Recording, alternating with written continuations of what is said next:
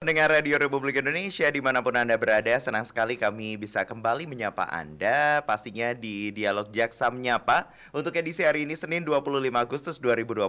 Saya Ruli Suprayugo yang akan menemani Anda dan pastinya juga saya juga ingin menyapa Anda yang bergabung bersama dengan kami di live YouTube channel RRI Malang Official yang pastinya saat ini juga bisa menyaksikan siaran kami dalam balutan audiovisual. Pastinya juga kami hadirkan dialog ini untuk Anda yang menyimak siaran kami dari RRI Digital, juga kami haturkan selamat pagi menuju siang pastinya di kesempatan hari ini. Hari ini kita sudah kedatangan dua orang yang cantik-cantik dari Kejari Kota Pasuruan. Yang pertama, beliau ini adalah Kasubsi Penuntutan, Eksekusi dan Eksaminasi pada Seksi Tindak Pidana Umum Kejari Kota Pasuruan. Sudah hadir, saya nyebutnya Ibu, Mbak atau seperti apa ini? Ibu Syafaatul Khalifah SH. Selamat pagi. Selamat pagi, Mas. Manggilannya gimana, Ibu atau Mbak? Kalau biar lebih awet muda ya, Oh, iya? Mbak aja nggak apa-apa. Oke, baik. Yang satunya lagi kita lihat nanti ingin dipanggil seperti apa sepertinya ya. Selanjutnya ada Kasubsi Pra Penuntutan pada Seksi Tindak Pidana Umum Kejari Kota Pasuruan, Ibu Adia Pratistia SH. Selamat pagi, Mas. Selamat pagi. Selamat pagi. Pagi-pagi dari Pasuruan sudah nyampe Malang ya. Iya, betul sekali. Aduh. Semangat kami nih hari Semangat ini. hari Semangat, ini. iya. Pastinya kehadiran dua narasumber kita hari ini selain memberikan semangat pada pagi hari Anda, pastinya juga akan membahas sebuah tema. Tema ini sudah sering dibahas dalam Dialog Jaksa Menyapa, tetapi saya tadi sempat ngobrol-ngobrol sedikit.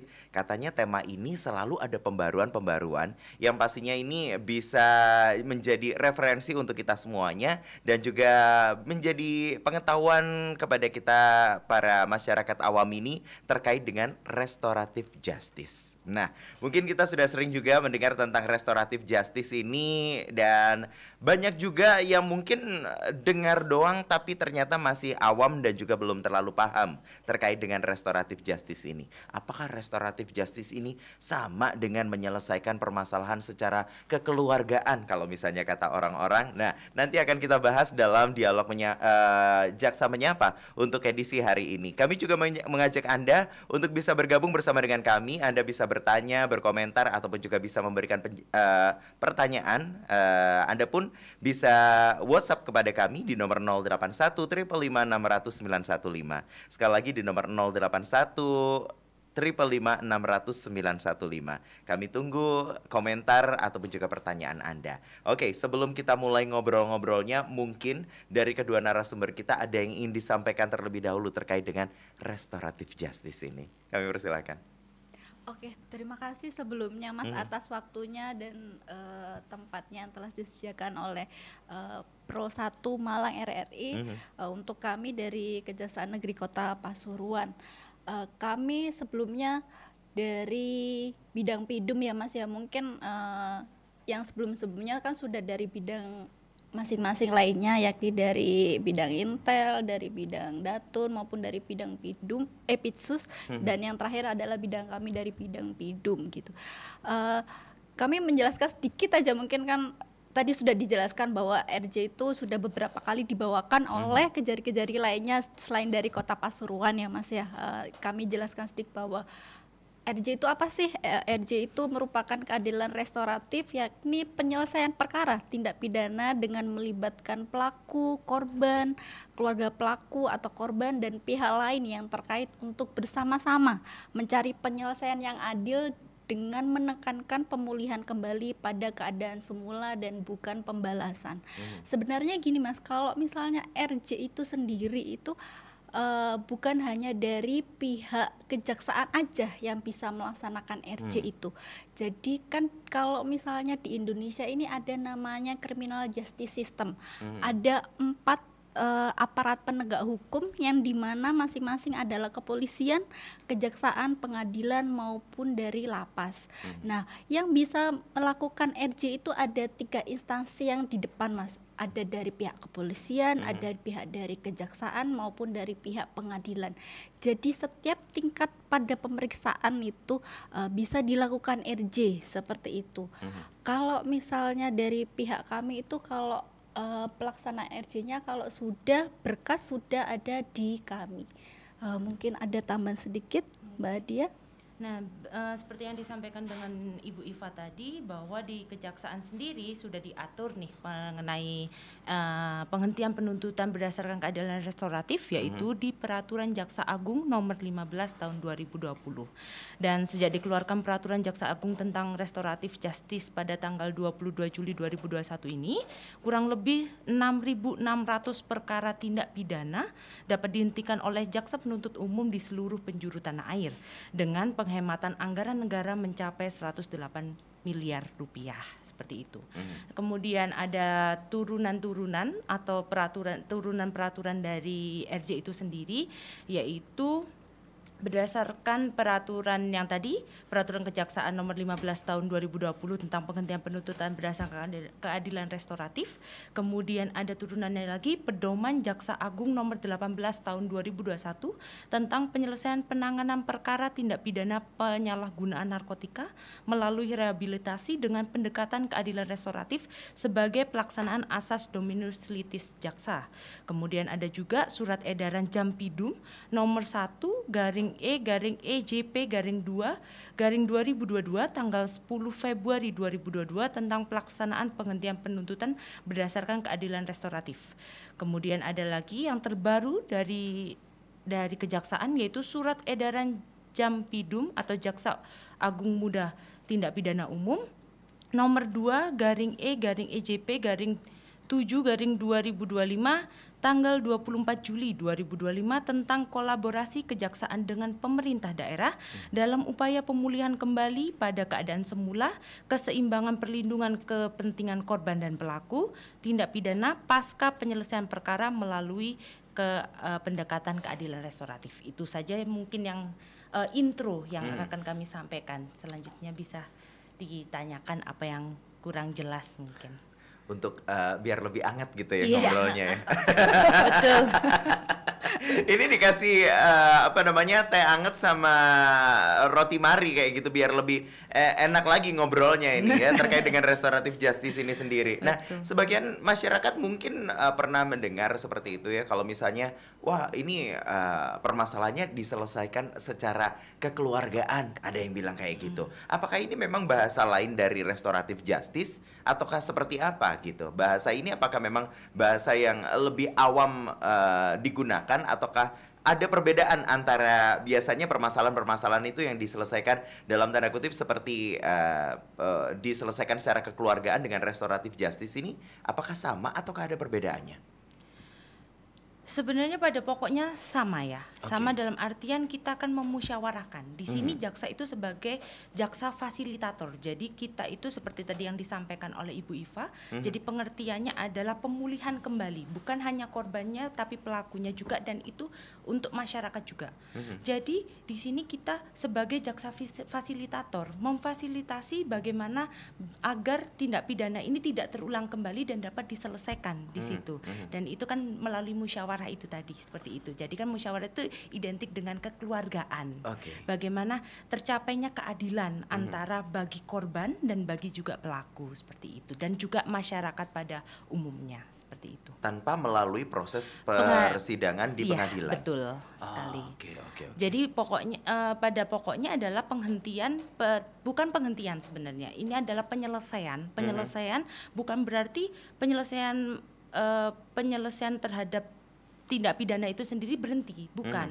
Tapi kita mencari solusi dalam artian memusyawarahkan bagaimana agar ini tidak terulang kembali, seperti itu, tidak sampai ke meja hijau, seperti itu. Jadi sebelum sampai di meja hijau kita selesaikan dulu, gitu ya, dengan jalur yang lainnya, gitu, jalur alternatif ya, seperti itu. Oke, apakah ada syarat-syarat tertentu agar sebuah case itu bisa di-RJ-kan seperti itu? Baik, tadi yang sudah kami sampaikan, diatur untuk syaratnya RJ, khususnya di penghentian penuntutan, karena kan ranahnya kami adalah di penuntutan, seperti itu ya. Jadi syarat RJ sendiri sudah diatur di Peraturan Kejaksaan Nomor 15 Tahun 2020 tentang penghentian penuntutan berdasarkan keadaan restoratif, yaitu pada prinsipnya ada 3. Pertama, tersangka baru pertama kali melakukan tindak pidana. Pertama kali. Kemudian kedua, tindak pidana hanya diancam dengan pidana denda atau pidana penjara tidak lebih dari 5 tahun. Kemudian yang ketiga, nilai barang atau kerugian tidak lebih dari Rp2.500.000, seperti itu. Oke. Itu ketiga syarat itu tadi, apakah harus dipenuhi semuanya, ataukah bisa dua syarat salah satu gitu?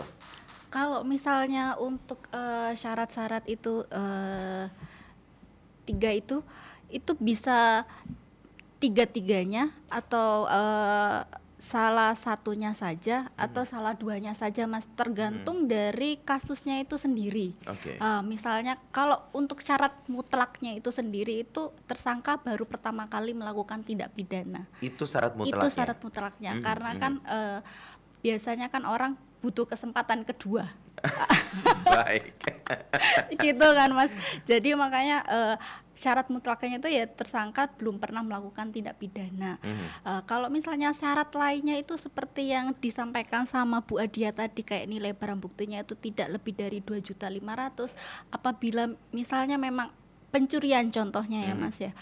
Misalnya kalau dia pencurian kan dia ancaman pidananya tidak lebih dari 5 tahun.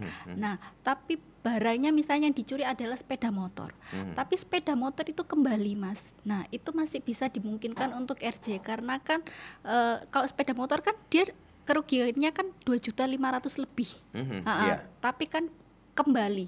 Nah, itu kan bisa di-RJ-kan karena adanya kesepakatan perdamaian dari kedua belah pihak. Jadi barangnya si korban itu kembali dan korban itu juga memaafkan dari pihak si pelakunya.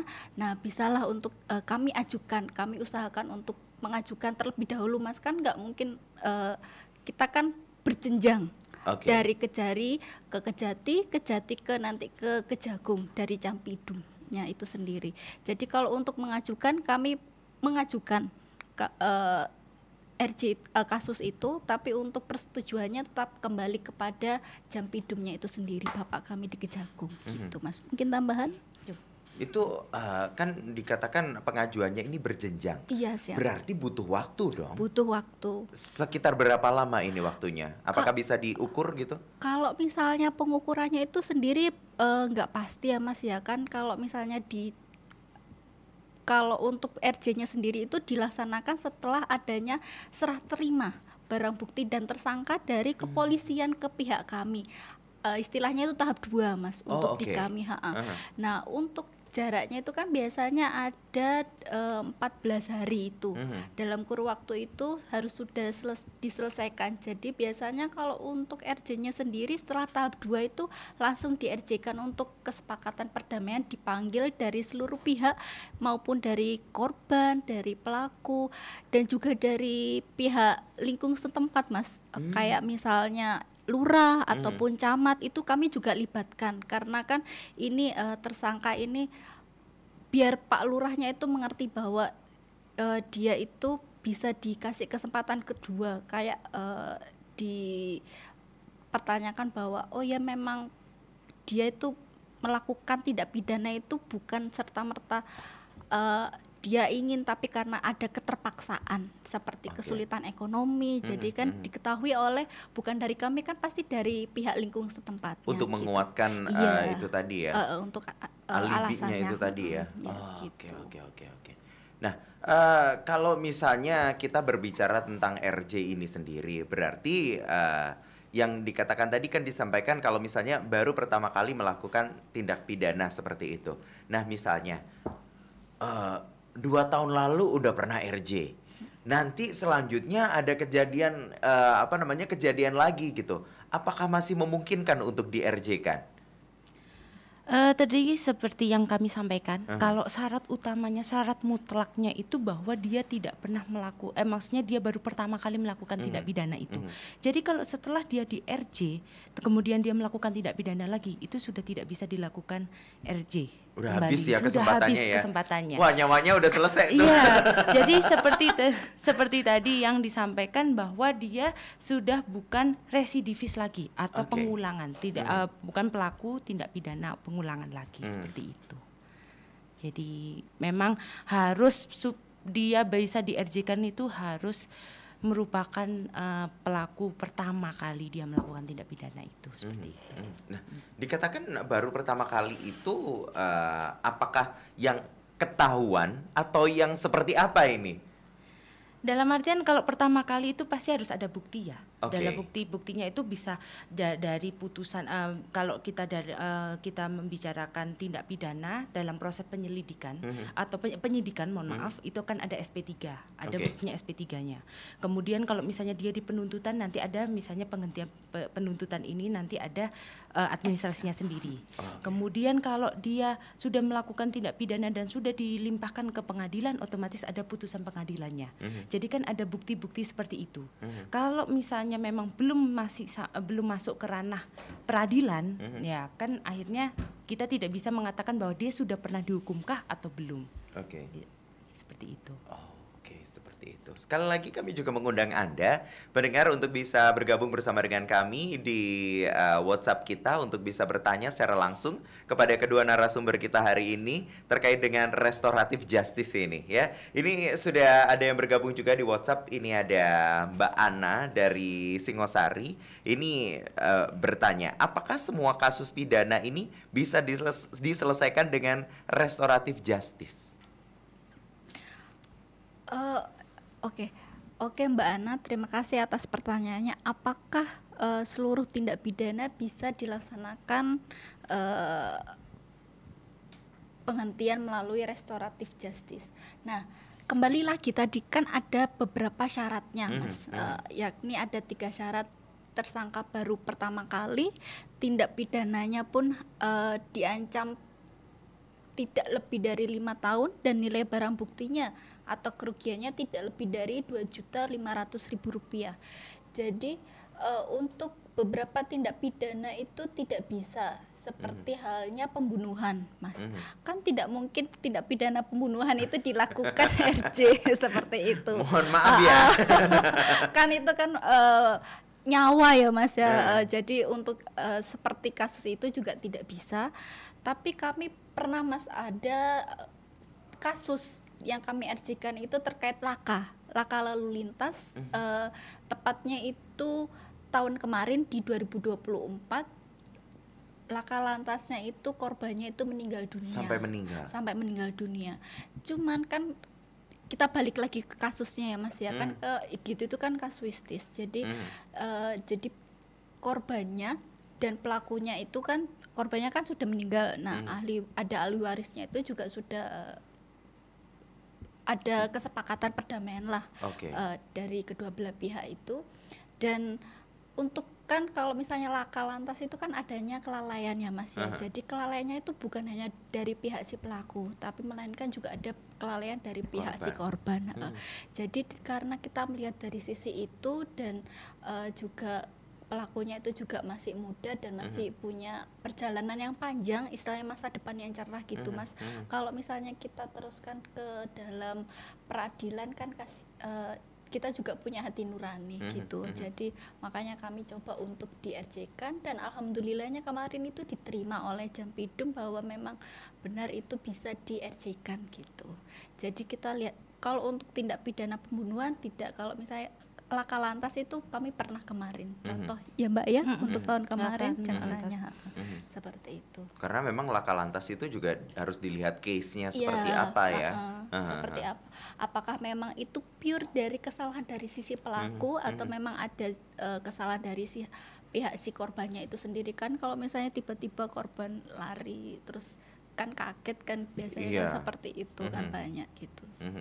Yang penting juga ada kesepakatan dari kedua belah pihak bahwa memang bersedia untuk menyelesaikan hanya di situ, tidak sampai ke ranah hukum berikutnya seperti itu. Kesepakatan ini jadi kunci juga ya. Kalau misalnya aku tidak memaafkan gitu, nggak bisa ya? Nggak bisa itu, Mas, itu juga termasuk salah satunya. Kalau misalnya si korbannya tidak mau terus tetap akan dilimpahkan ke pengadilan meskipun dia belum pernah nih Mas ya, belum pernah. Terus habis itu pidananya mungkin pencurian, terus habis itu kerugiannya itu sedikit aja, mungkin di atas 2.500.000 sedikit. Tapi kalau misalnya korbannya sakit hati misalnya, itu tetap tidak bisa gitu. Karena kan ada kesepakatan itu tadi, perdamaian itu Mas. Ya, jauhkan kami dari kasus-kasus ini ya Allah. Amin. Amin. Iya kan? Ya. Ini ada lagi yang bertanya. Wow, ini pertanyaannya agak berat ya. Assalamualaikum warahmatullahi wabarakatuh. Selamat pagi. Perkenalkan saya Sinta. Mohon izin untuk bertanya terkait topik yang dibahas pagi hari ini. Bagaimana Kasubsi memastikan koordinasi yang efektif antara jaksa penuntut umum dan penyidik kepolisian? Berat. Saya nggak mampu angkat tangan.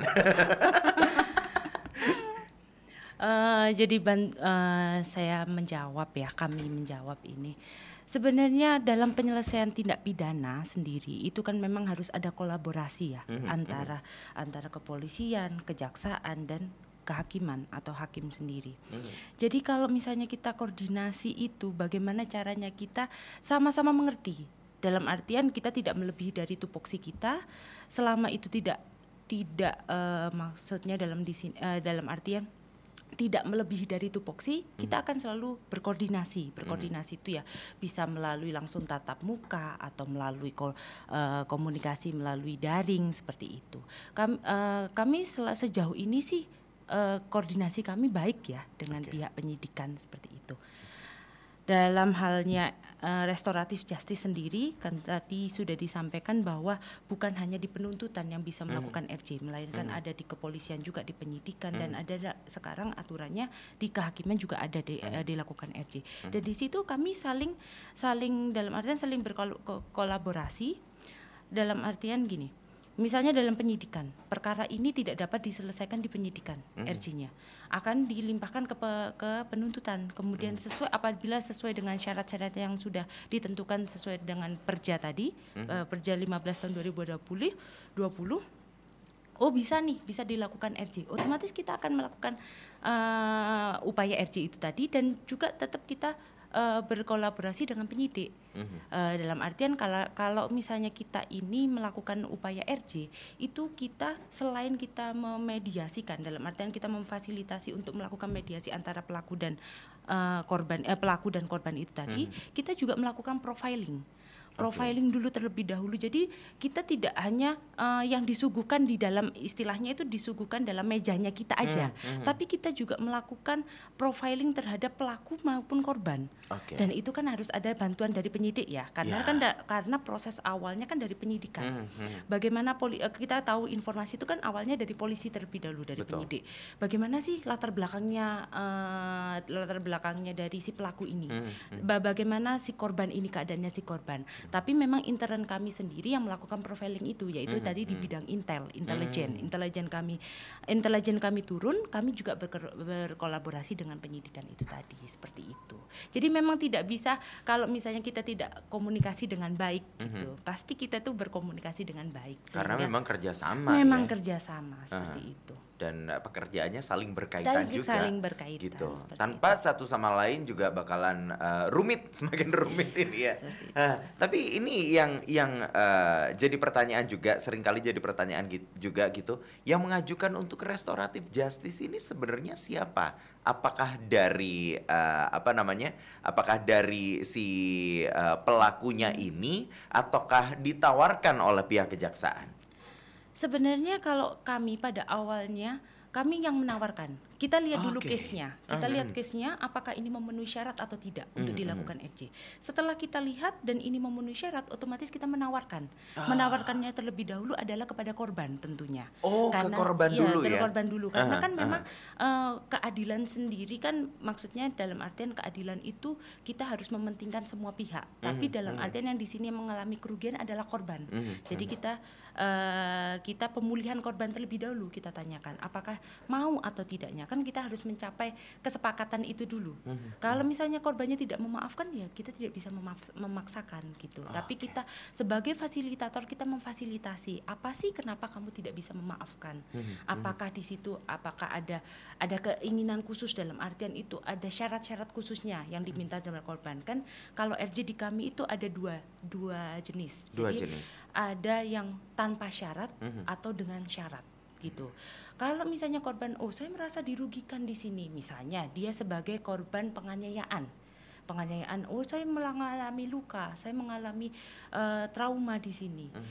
Traumanya seperti apa? Apakah bisa kalau misalnya si pelaku ini meminta maaf seperti itu, apakah bisa kamu maafkan? Saya mengeluarkan biaya, dalam artian seperti itu. Saya mengeluarkan biaya. Bisa nggak pelakunya mengganti biaya saya ini? Kita tanyakan lagi ke pelaku. Bagaimana pelaku di sini mau nggak? Tapi kalau misalnya pelakunya tidak sanggup pun juga kita tidak bisa memaksakan seperti itu.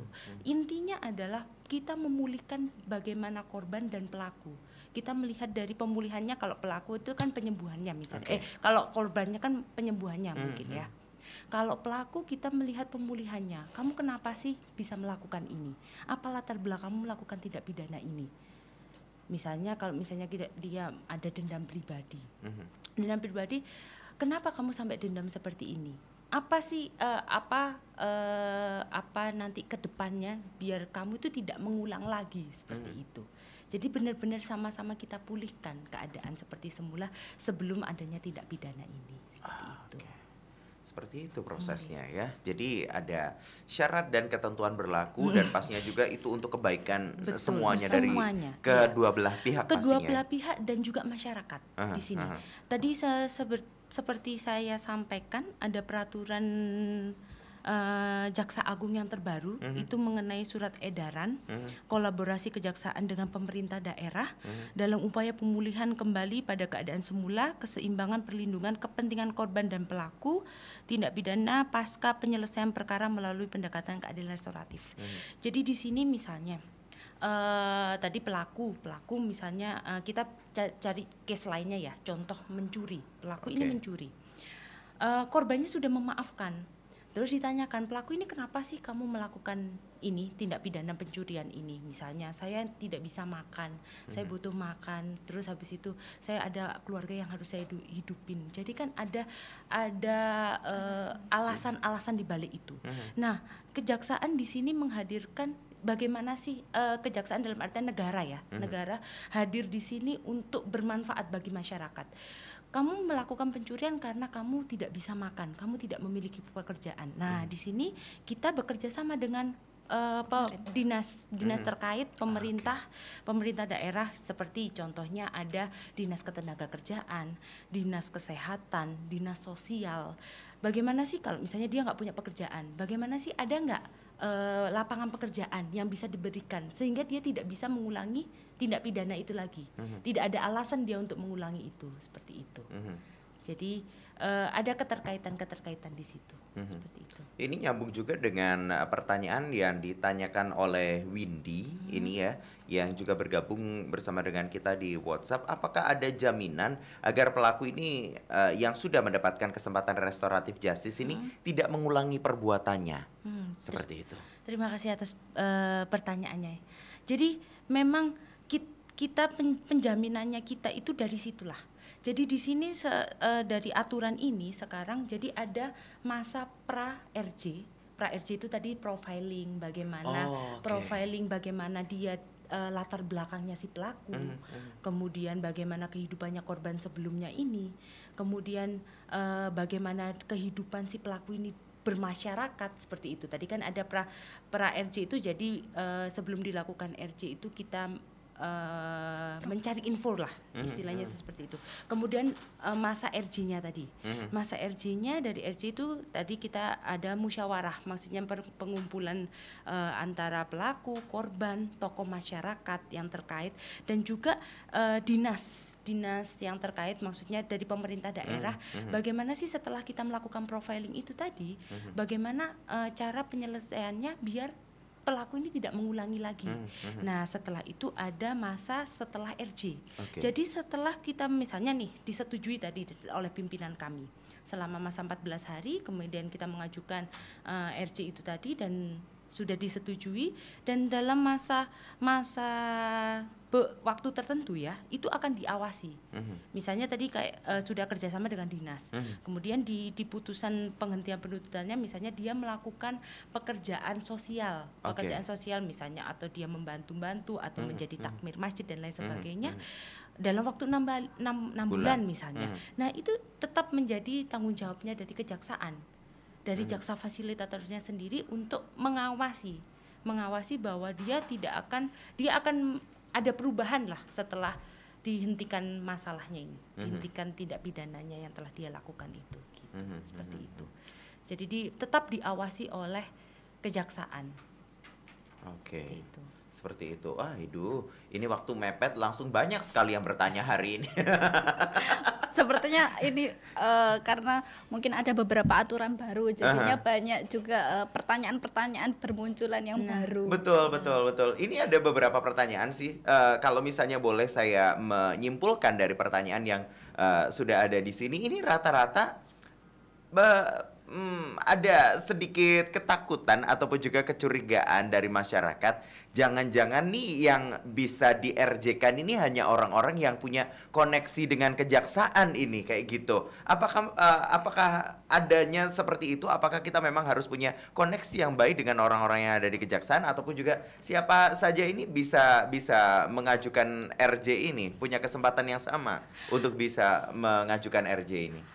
Seperti yang tadi sudah dijelaskan sama Bu Adia sebelumnya itu Mas, kan kita tidak pandang bulu ya, karena kita kan case-nya adalah kita lihat dulu itu perkaranya seperti apa, kemudian masuk tidak itu syarat-syaratnya, barulah kita tawarkan kepada korban untuk kesepakatan perdamaian ini. Jadi kita tidak, ini anaknya ini terus kita mau RJ-kan, ini dekat dengan ini kita RJ-kan, tidak seperti itu, karena kita semua orang itu sama di mata hukum, siapapun itu. Kalau dia sudah bersalah, namanya tersangka, tetaplah tersangka. Kalau menurut kami ya Mas ya. Jadi yang penting adalah dia masuk di syarat-syarat tertentu di dalam perja itu, kemudian adanya kesepakatan dari pihak si korban maupun si pelaku, apakah itu dengan syarat ataupun tanpa syarat. Kalau misalnya memang salah satu ada yang keberatan, maka ya tidak terjadilah RJ tersebut, seperti itu. Jadi syarat dan ketentuan berlakunya itu ya yang sesuai dengan peraturan ya, bukan perkara kenal dengan ini itu. No,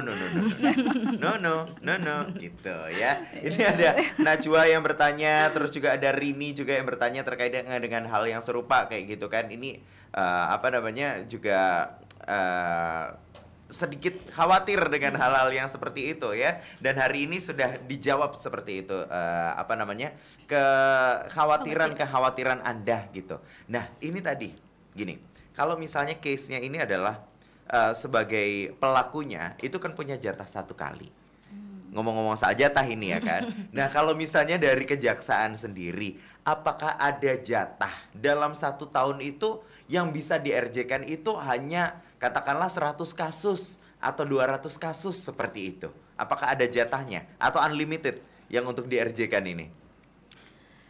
Kalau kami di kejaksaan sendiri, sebenarnya kuotanya kami untuk menyelesaikan itu ada 5 perkara seperti 5 itu. perkara yang bisa di-RJ-kan dalam waktu 1 bulan 1 tahun? Dalam waktu 1 tahun. Oke. Begitu. Dan kebetulan di kantor kami selama tahun 2022 sampai dengan 2025, sejak aturan RJ ini ada ya, 2022 sampai 2025 kami telah menyelesaikan 8 perkara.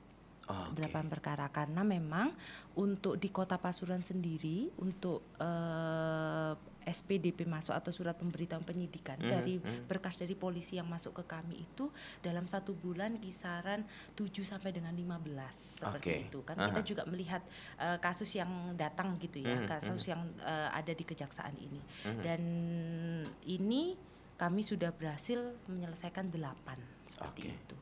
8 perkara yang sudah berhasil di-RJ-kan. Salah satunya yang terbaru itu ada narkotika.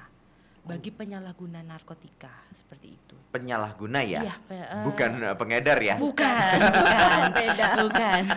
Kalau pengedar beda lagi, itu sudah harus Tak ada ampun buat tidak ada Anda. ampun, betul sekali. Itu Oke. penyalahguna. Oke, nah kalau misalnya penyalahguna ini, apakah ada catatan khusus untuk untuk penyalahguna yang bisa di-RJ-kan ini?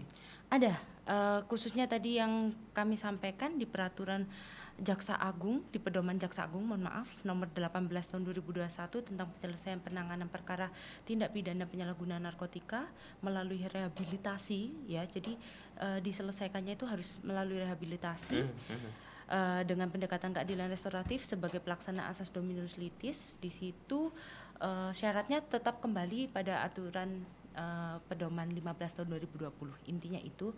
Tapi karena di sini narkotika kan tidak ada kerugiannya ya, tidak ada kerugiannya, jadi dia ditiadakan yang kerugiannya, tapi dia bukan merupakan pengulangan tindak pidana.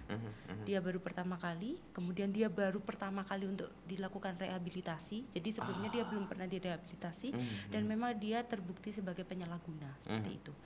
Jadi ini masih berjalan prosesnya karena kan kami harus tetap memantau ya. Ini kemarin kejadiannya penyelesaiannya bulan April ya. Mei kita masukkan. Jadi kita bekerja sama ke rehab ya. Ke balai rehab. Jadi di Jawa Timur sendiri sudah ada kerjasama kejaksaan dengan balai rehab, yaitu di Rumah Sakit Menur, Rumah Sakit Jiwa Menur. Jadi di situ ada balai rehabilitasinya sendiri, balai rehabilitasi nafsa. Jadi sesuai dengan keputusan itu, untuk tersangka ini dilakukan penghentian penuntutan, itu menjalankan rehabilitasi selama 6 bulan. 6 bulan. 6 bulan. Jadi dalam waktu 6 bulan itu kita harus tetap memantau. Jadi sebagai jaksa fasilitatornya ini melakukan langsung cek lapangan. Jadi setiap 1 bulan sekali kami harus melakukan visitor gitu, seperti itu. Jadi bagaimana perkembangannya dia selama dilakukan rehabilitasi ini, apakah membaik atau semakin memburuk. Dan alhamdulillahnya terakhir kita visitor ke sana itu keadaannya semakin membaik. Dalam artian dia sudah tidak ingin mengenal lagi lah, dalam artian seperti itu. Dia karena kan di sana juga pelatihannya selain dia direhab secara medisnya medisnya agar dia tidak terlepas dari ketergantungan itu, dia juga diajari untuk rehabilitasi sosialnya. Bagaimana dia bersosial dengan masyarakat, kan di situ banyak yang direhab juga.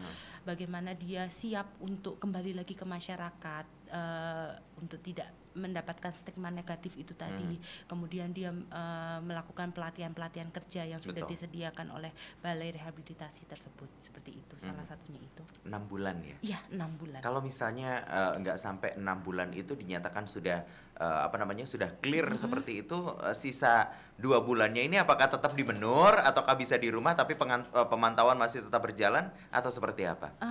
Memang kebijakannya kami sesuai dengan putusan putusan penghentian ya. Putusan penghentian penuntutannya itu selama berapa bulan. Walaupun memang misalnya dia sudah berhenti seperti itu ya, maksudnya dia sudah tidak ketergantungan lagi, dia sudah berhasil rehabilitasi medisnya, tapi kan ada rehabilitasi sosialnya. Bagaimana dia bisa dipulihkan kembali sebelum dia kembali terjun ke masyarakat seperti itu. Jadi benar-benar dimanfaatkan sebaik mungkin dalam waktu 6 bulan itu, seperti itu. Dulu 6 bulan ya. Iya.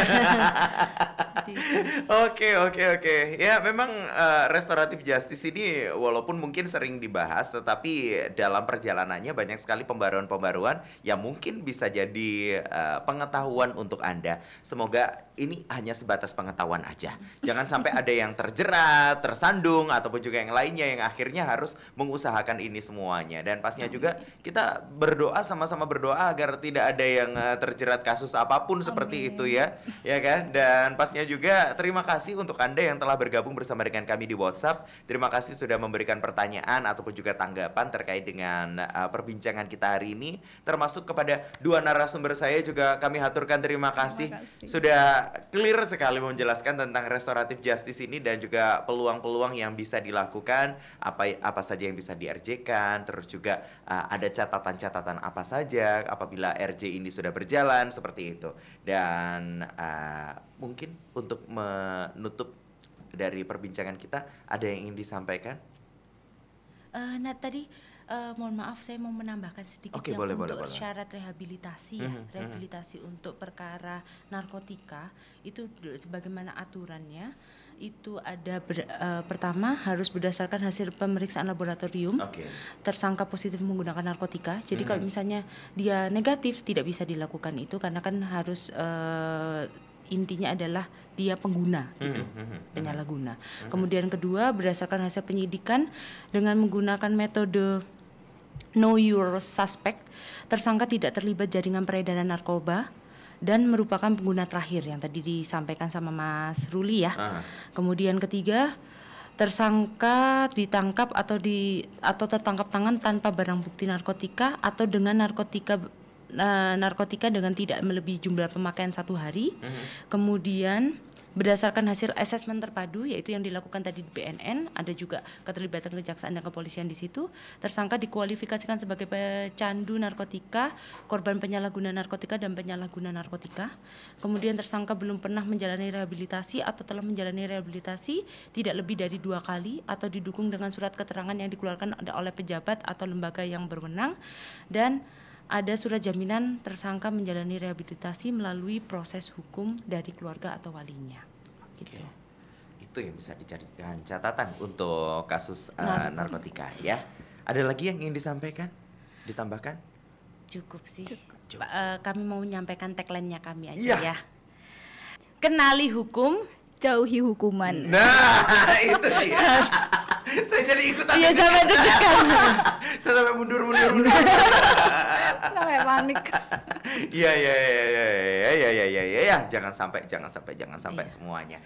Ya, baiklah, terima kasih sekali lagi sudah memberikan pencerahan untuk pendengar kita di Dialog Jaksa Menyapa untuk edisi hari ini. Semoga yang kita sampaikan hari ini bisa memberikan manfaat untuk para pendengar kita semuanya pastinya. Terima kasih sekali lagi sudah bergabung bersama dengan kami, dan pastinya juga jangan kemana-mana untuk Anda pendengar. Sesaat lagi kita akan bergabung bersama dengan Pro 3 Jakarta. Akan ada dinamika olahraga yang akan kami hadirkan untuk Anda pada pukul 11 waktu Indonesia Barat, dan nantinya kami juga akan mengajak Anda untuk mengikuti siaran langsung pemutaran film radio dan juga talk show yang berjudul Takutan Basunat, produksi dari Alemo Films, dan juga talk show bersama dengan Amin Sabana, Komisioner KPI Pusat, dan juga Ade Hidayat, produser dari film Takutan Basunat. Rulis Prayogo pamit dari kebersamaan kita di Dialog Jaksa Menyapa untuk edisi pagi hari ini. Terima kasih atas kebersamaannya dan sampai jumpa.